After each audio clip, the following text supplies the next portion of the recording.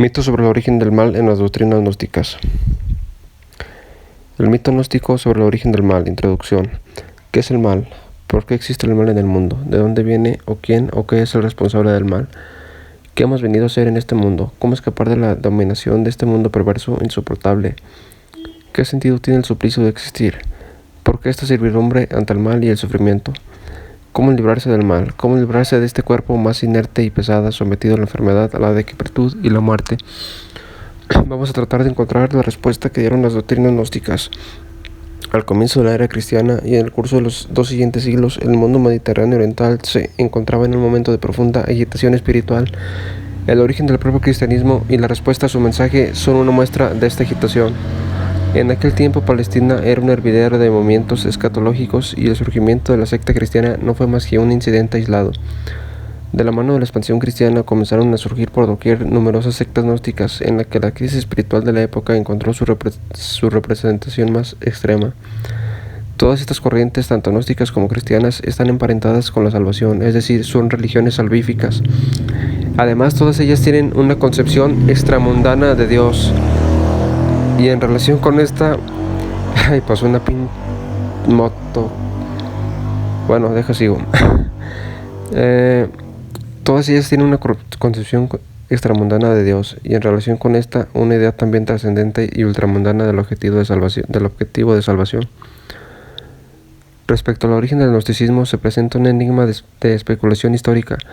Burton Russell concibe la gnosis como una actitud general derivada de diversas fuentes: el pensamiento iraní, el mazdeísmo, la filosofía griega, sobre todo el platonismo medio, la tradición hebrea, el pensamiento de los esenios y el cristianismo. Este movimiento se dio primeramente en la comunidad judeocristiana y posteriormente en la comunidad heleno-cristiana. En el medio judeocristiano había pocas diferencias entre el pensamiento de los gnósticos y el de los autores apostólicos más dualistas.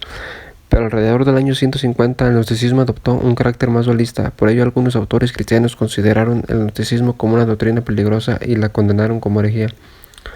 Por su parte, Hans Jonas sostiene que los primeros padres de la Iglesia y en forma independiente Plotino pusieron especial énfasis en la influencia de Platón y de la malentendida filosofía helénica en un pensamiento cristiano que no estaba todavía consolidado. Sostiene además que algunos eruditos modernos han hablado a su vez de un origen helénico, babilonio, egipcio e iranío, así como de todas las combinaciones posibles de estos entre sí y con elementos judíos y cristianos. En relación con el término gnosticismo, esta palabra que ha servido como título colectivo para multitud de doctrinas sectarias que hicieron su aparición dentro y en torno al cristianismo durante los primeros siglos de la existencia, deriva de gnosis, el término griego que se designa el conocimiento. El énfasis puesto en el conocimiento como medio para obtener la salvación y la pretensión de que este conocimiento se encuentra en la doctrina son rasgos comunes de las numerosas sectas en las que históricamente se expresó el movimiento gnóstico.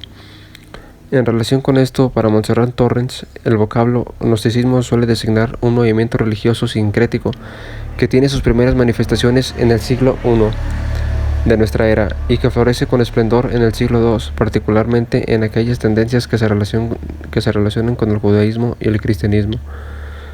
Por su parte, el vocablo gnosis en griego significa conocimiento. También está relacionado con el adjetivo gnóstico, que significa conocedor o iniciado. Los gnósticos son aquellos que poseen gnosis. El término gnosticismo es moderno, fue acuñado durante el siglo XVIII y hace referencia de un modo especial al conjunto de sistemas gnósticos cristianos que florecieron en los siglos II y III después de Cristo. Sin embargo, en las diversas lenguas europeas este vocablo puede ser equívoco, pues a veces se confunde con gnosis. Este mismo autor nos informa que en el coloquio sobre gnosis y gnosticismo celebrado en Mesina en 1966 se precisó que, para evitar el uso indiferenciado de los términos gnosis y gnosticismo, parece útil identificar a través de los métodos histórico y tipológico un hecho determinado. El gnosticismo, partiendo de un cierto grupo de sistemas del siglo II después de Cristo, que vienen siendo generalmente así denominados, se propone en cambio concebir la gnosis como conocimiento de los misterios divinos reservados a una élite. Esto lo dice Montserrat Torrens en introducción en su libro de los gnósticos, en la página 8, editorial Gredos. Asimismo, en este coloquio se precisó que el núcleo esencial de estas doctrinas era el siguiente: La creencia en la presencia en el hombre de una chispa o centella que proviene del ámbito de lo divino y que en este mundo se halla sometida al destino, al nacimiento y la muerte. Esta chispa divina debe ser despertada por la contrapartida divina del yo humano, para ser finalmente reintegrada al lugar de donde procede. Así pues, la noción de conocimiento en el contexto gnóstico y a lo largo de todo este trabajo es la de un conocimiento que tiene un marcado significado religioso o sobrenatural y hace referencia más que objetos de razón a objetos de fe, es decir, se da una relación entre conocimiento, gnosis, y fe, pistis. Así pues, gnosis significa fundamentalmente el conocimiento de Dios, y dado que Dios es algo por naturaleza incognoscible, se trata de un conocimiento que no es natural, y sus objetos incluyen todo lo que pertenece al reino divino del ser, o sea, el orden y la historia de los mundos superiores y la salvación del hombre. Dada la característica de sus objetos, el conocimiento como acto mental es muy distinto a la cognición racional de la filosofía. Más bien está ligado a la experiencia de la revelación de la forma de la recepción de la verdad, ya sea a través de la ciencia popular sagrada y secreta o por medio de la iluminación interior. Al ser Dios el objeto último de la gnosis, su efecto transforma al conocedor en su espíritu y le hace saberse consustancial a la divinidad. En el gnosticismo, el conocimiento no solo es un instrumento de salvación, sino la forma misma en la cual la meta de la salvación se posee. El gnosticismo está formado por sistemas cristianos como los de Marción, Valentín, Basílides, Carpócrates, los sofitas, los etianos, los nacenos, etc., y no cristianos como el Corpus Hermeticum.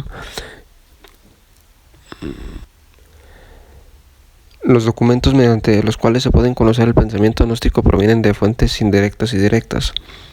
La lucha contra el gnosticismo, considerado un peligro para la verdadera fe, ocupó una buena parte de la literatura de los comienzos del cristianismo, y los escritos dedicados a su refutación constituyen la fuente indirecta de información más importante de la que se dispone. A ello se debe a que el triunfo de la Iglesia ortodoxa romana provocó la desaparición de los originales gnósticos. Entre las fuentes indirectas se encuentran las obras de Ireneo, Hipólito, Orígenes y Epifanio en griego y Tertuliano en latín. Otro padre, Clemente de Alejandría, dejó entre sus escritos un extracto de la obra de Teodoto, un miembro de la escuela valentiniana. Epifanio de Salamina preservó un documento literario completo, la Carta a Flora de Ptolomeo. Tomadas en conjunto, estas fuentes patrísticas proporcionan información sobre varias sectas gnósticas. Una fuente pagana es el Tratado de Plotino, el filósofo neoplatónico, contra los gnósticos o contra aquellos que sostienen que el creador del mundo es maligno y que el mundo es malo. Esto está en las Eneadas 2:9. Por otra parte, la mayoría de las fuentes directas comenzaron a salir a la luz solo a partir del siglo XIX. Un grupo de fuentes en constante crecimiento es el que constituyen los escritos cristianos copto-gnósticos, en su mayor parte del sistema valentiniano. En 1945, el hallazgo que tuvo lugar en Najamadí, Chernobosquión, en el Alto Egipto, ha sacado a la luz la biblioteca completa de una comunidad gnóstica. Vean, aquí una nota acerca de esto es que la biblioteca del Najamadí la componen 13 libros hallados en 1945 en el Alto Egipto, en un terreno cercano a esta ciudad, en el curso medio del Nilo. Esta, junto con los textos del Qumrán, manuscritos del Mar Muerto, constituye el más importante de los descubrimientos de textos antiguos de la era moderna. La mayoría de los textos que se hallan en esos 13 libros están escritos en copto. El copto era la lengua vernácula egipcia del último periodo helenístico y derivaba de una combinación del antiguo egipcio y del griego. La mayoría son gnósticos. Estos textos permiten aumentar los conocimientos, no solo sobre el gnosticismo, sino también sobre los herméticos, los cristianos y los maniqueos, y en general sobre la especulación filosófica y religiosa del judaísmo, el cristianismo y el paganismo.